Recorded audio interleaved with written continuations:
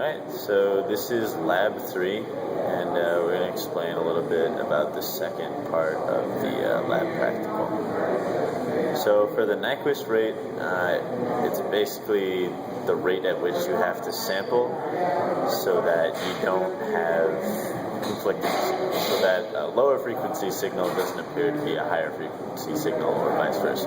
So the sampling rate is basically your resolution of your sine wave or whatever sort of frequency you're measuring.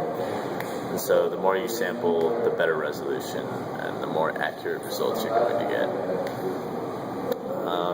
What else do we have to talk about? Aliasing. Oh yeah, aliasing is basically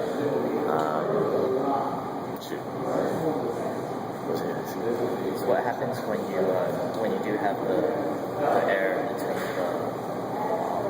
when you're undersampling? Aliasing only happens when you undersample.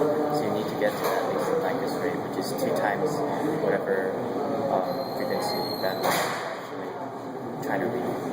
And even with that, you're only taking 2 points of the graph. So if you imagine a sine wave and you're only taking 2 points of that, you're probably not going to get a sine wave. So ideally you'd want to be a lot higher than just 2 times the frequency, but it can't be perfect. Exactly. Also, if you undersample, that's when aliasing will occur. So always sample at least 2 times the frequency you're trying to measure. We should show him our lab view before. Here is the lab.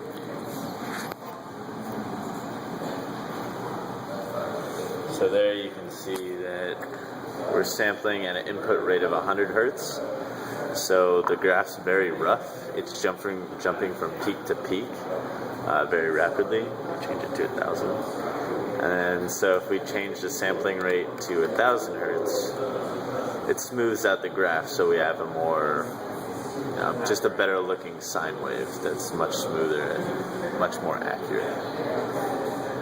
And it matches our oscilloscope.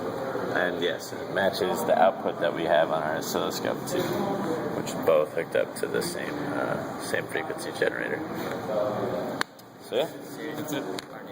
That's Lab 3, and I'm Dean. Wells. Richard. And thank you for watching.